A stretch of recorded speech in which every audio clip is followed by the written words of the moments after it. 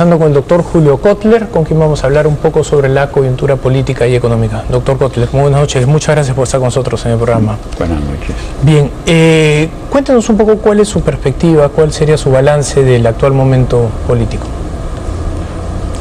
Bueno, tener que cambiar de gabinetes con tanta frecuencia ya es un síntoma de precariedad institucional, de mayor precariedad institucional a la que estábamos acostumbrados. Ahora, aparentemente, el primer ministro, que sabe de política y que es político, sabe que tiene que cambiar de lenguaje, de formas para ser aprobado por el Congreso y para poder trabajar en los próximos meses.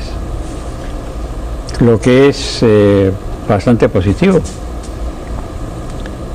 Y la reacción que ha merecido por parte de Alan García y los otros dirigentes políticos también han sido bastante positivas. Entonces, esperemos que la crispación política se atempere un poco y que este gobierno pueda acabar su mandato con relativa tranquilidad, lo que en el Perú es casi imposible. Un unicornio, ¿no?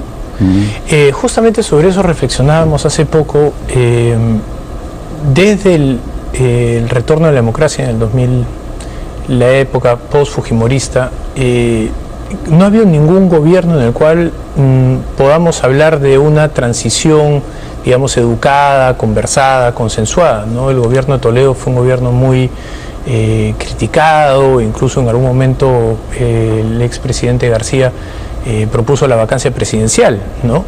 Igual le pasó al aprismo. Durante esos 5 años también se vivió mucha convulsión social. El entonces candidato Ollantumala también solicitó la vacancia del presidente García y ahora tenemos 4 años de nuevo convulsión. ¿Esto es parte de un proceso? ¿Hay que verlo como una etapa dentro de nuestro desarrollo o es parte de la cultura política peruana? Eso es peruano. Si usted ve los años 60, fue exactamente lo mismo. Así que yo no creo que aquí haya mayor novedad. Son instituciones muy débiles, con un Estado extraordinariamente débil, y entonces la vida política se desarrolla más como combate y como insulto que como reglas universales. Dadas esas condiciones, hay que esperar que esto siga siendo lo mismo, hasta que algún día, si es que se da, que el Estado tenga la suficiente capacidad como para controlar, fiscalizarme y al mismo tiempo dar cuenta de sus actos. Claro, lo que pasa es que cuando usted se encuentra con un alcalde que entra con tractor en pleno centro de la ciudad a hacer el desbarajuste que está haciendo sin consultar con nadie, le está diciendo qué cosa es el país. Es decir, la arbitrariedad legal por excelencia, lo que está sucediendo en la actualidad, y eso es el país. Frente a eso, el reclamo va a tener que ser violento, insultante y todo lo demás. Así que es más o menos lo que tenemos ahora, es más o menos lo mismo de siempre.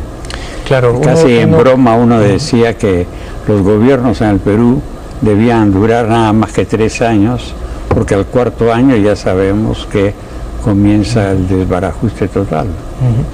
Claro, justamente una de las cosas que uno se pregunta es cómo lograr hacer el cambio que efectivamente genere un futuro distinto, porque para cambiar nuestras instituciones requerimos de una coalición política que tenga un mínimo de consensos y el espacio para que esos consensos se pongan a funcionar, pero eso pareciera casi imposible el día de hoy, ¿no? Es un círculo vicioso.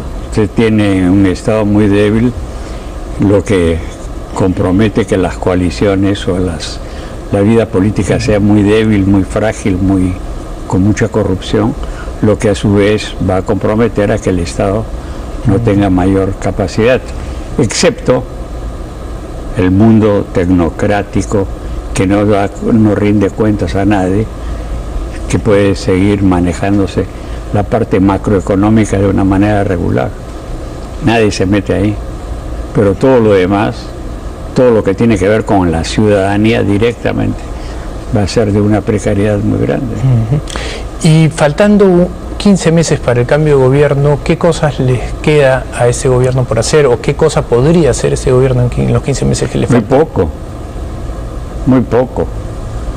Es decir, lo que estamos viendo, la reforma electoral que es mínima, que no anda.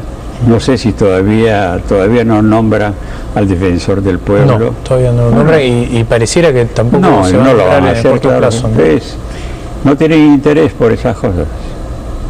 Entonces el mundo económico, el mundo macroeconómico, funciona perfectamente bien. Usted tiene el Banco Central, la Superintendencia de Banco, etcétera. Todo lo demás es absolutamente tradicional a la peruana. Entonces, ¿qué es lo que se puede esperar? Bueno, que no sea tan dramático el cambio de gobierno. Un presidente que sus expresiones no son presidenciables.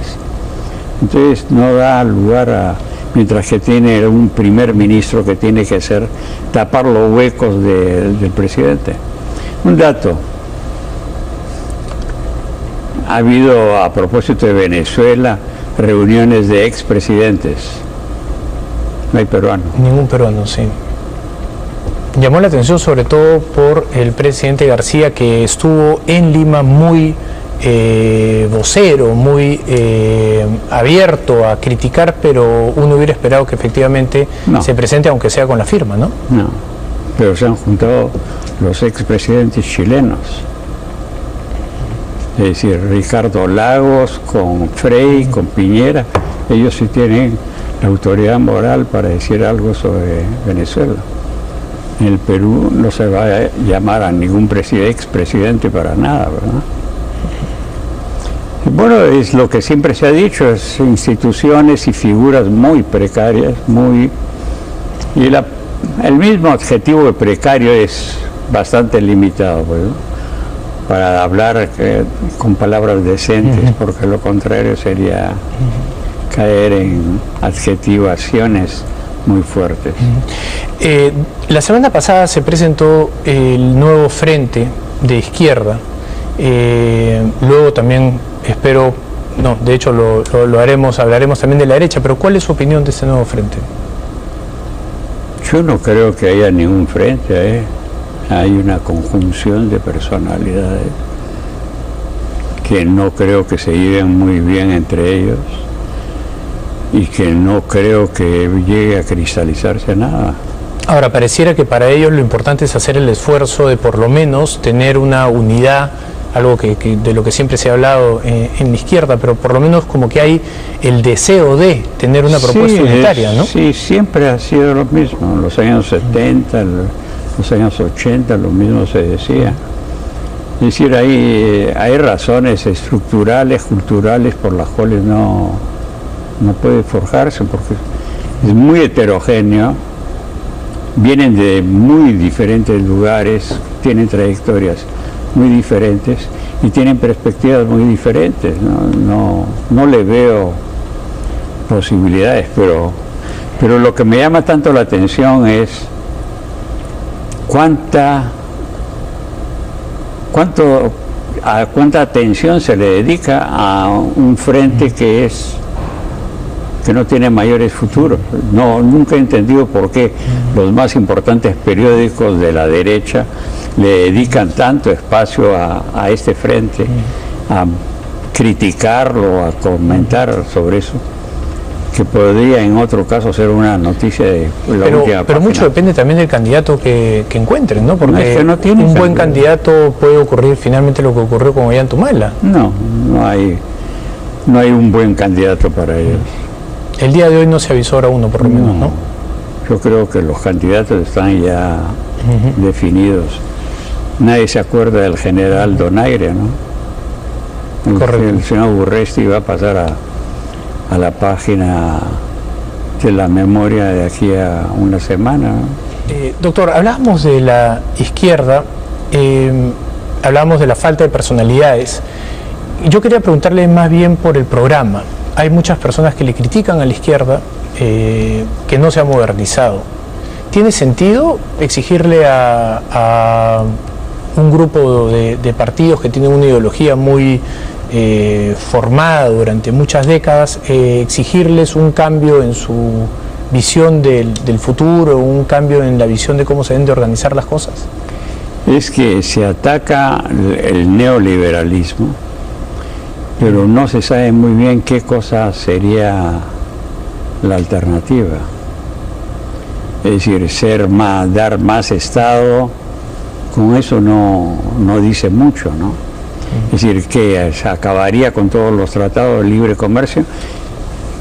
No se ha puntualizado qué es lo que ellos proponen. Eso es una crítica muy macro y hay que bajar algo. Claro. Entonces está el anti-extractivismo. Entonces significa que no va a haber minería en el Perú, que no se daría caso, que se apoyaría únicamente a la agricultura familiar. Es decir, yo no veo un programa alternativo que se presente.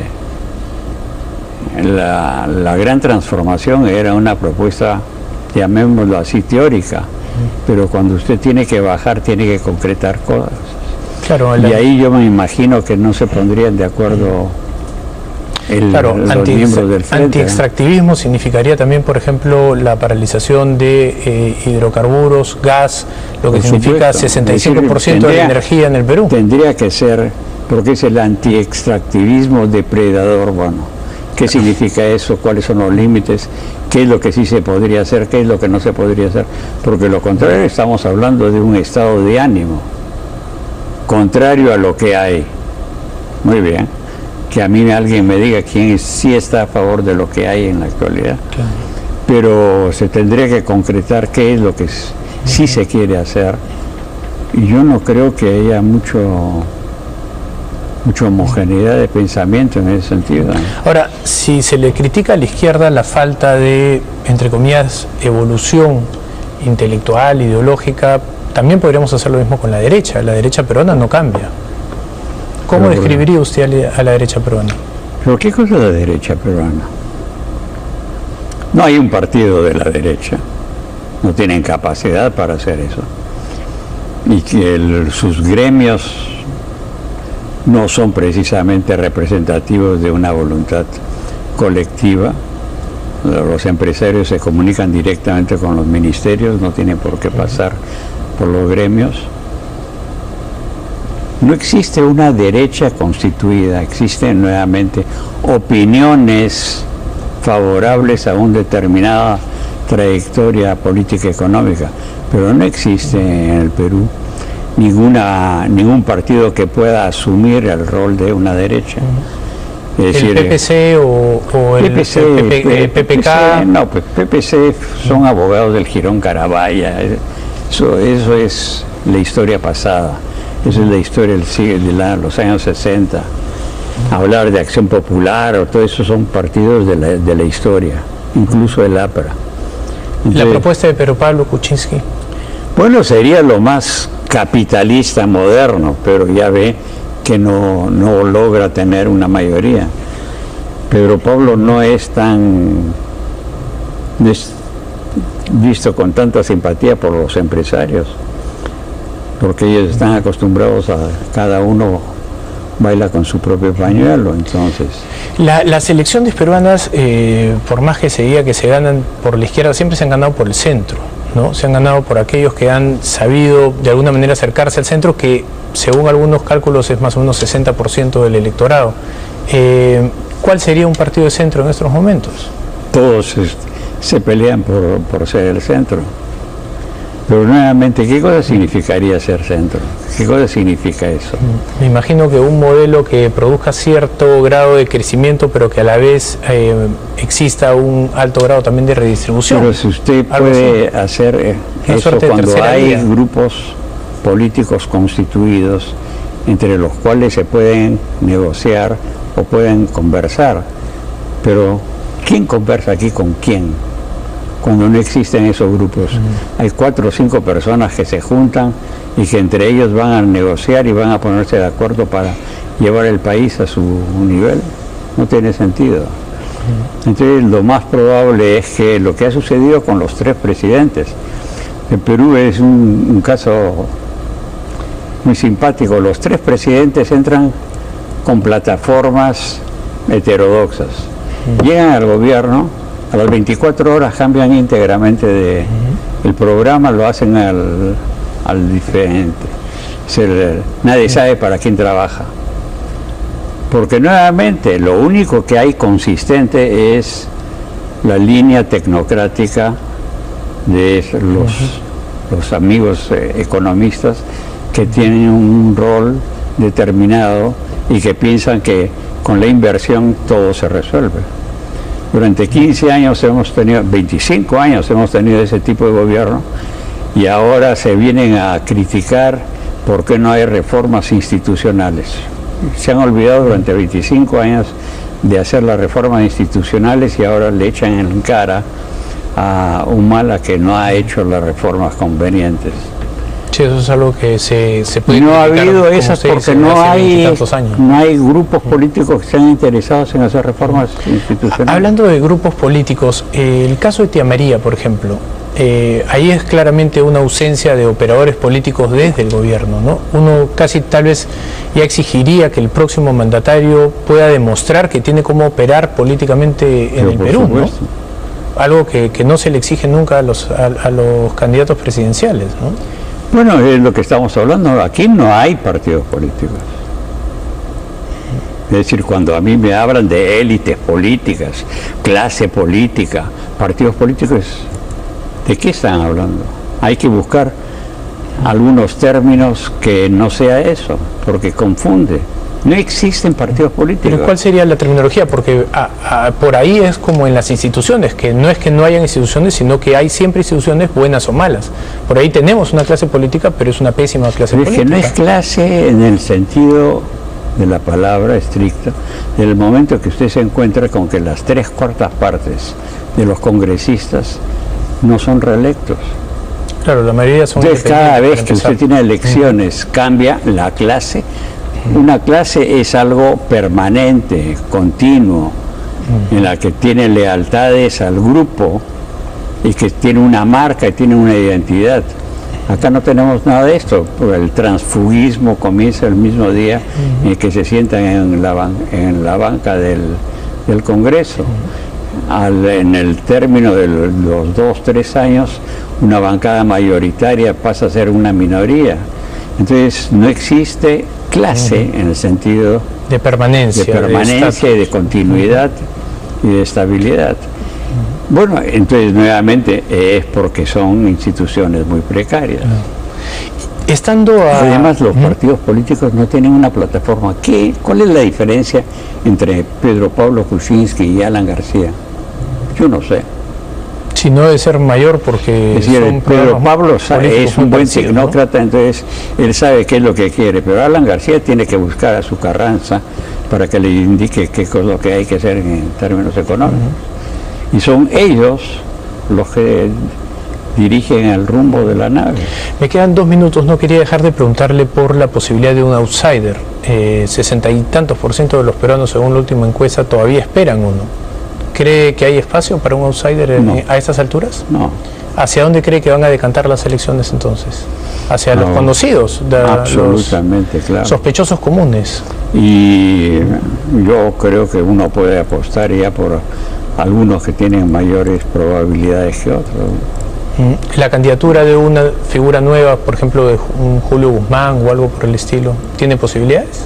Yo no creo, pero en el Perú todo es posible, pero lo veo muy difícil porque ninguno de ellos, de los candidatos que están, se presentan con un plan de gran transformación, sino se presentan como un derrotero más en la misma línea en que se encuentra. Sí, parecen un twist adicional, ¿no? Claro, entonces, para que haya un outsider, tendría que haber una condición de ebullición social que no creo que exista todavía en el Perú, y que aparezca un Antauro Humala. Te quería preguntar por eso, una candidatura radical, tal vez estoy pensando una como la de Ollanta Humala en el 2006, no en la del 2011, ¿tendría algún sentido? No, su hermano. Por eso, una figura como la de su hermano, tendría... Antauro, que propone reivindicar el imperio de Tahuantinsuyo. ¿Y eso tendría, usted cree? Yo creo que tendría mucho peso. Porque un outsider tiene que ser irresponsable. Claro, por definición. Por definición, él no tiene ninguna vinculación, ninguna lealtad con nadie, y puede hacer lo que le da la gana y patear el tablero y decir lo que quiere. En este momento en el Perú hay suficientes intereses como para que nadie pueda patear el tablero. Muy bien. Le agradezco muchísimo por la entrevista. Gracias. Gracias. Bien, vamos nosotros a una pausa y regresamos.